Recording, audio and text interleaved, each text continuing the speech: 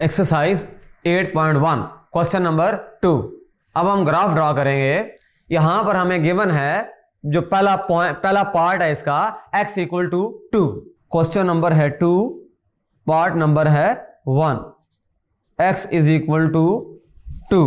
जब हमने कॉन्सेप्ट्स की वीडियोस डिस्कस की थी तो हमने ये बात डिस्कस की थी कि जब x हमारे पास कांस्टेंट होगा तो उसका जो ग्राफ बनेगा वो हमेशा एक वर्टिकल लाइन होगा।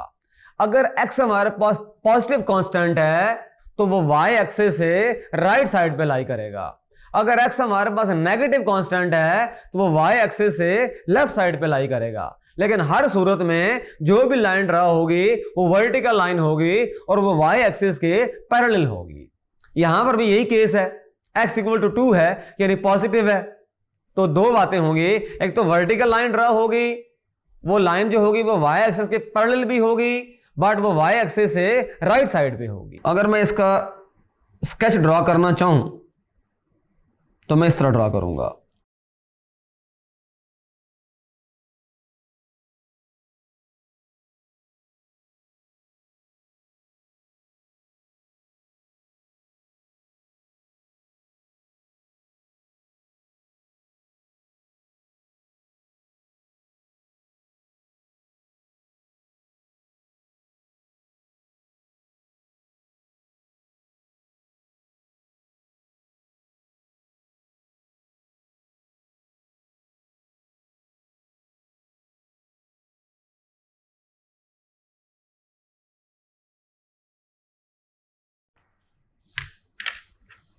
ये हमारे पास ओरिजिन है, ये हमारे पास x एक्सिस है और ये हमारे पास y एक्सिस है।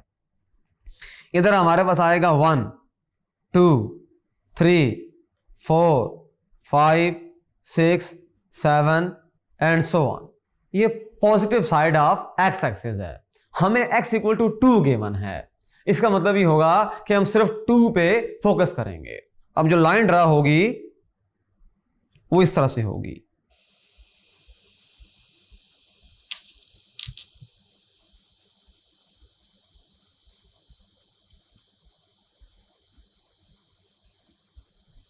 ये जो डॉटेड लाइन मैंने कायम की है यह हमारे पास शो कर रही है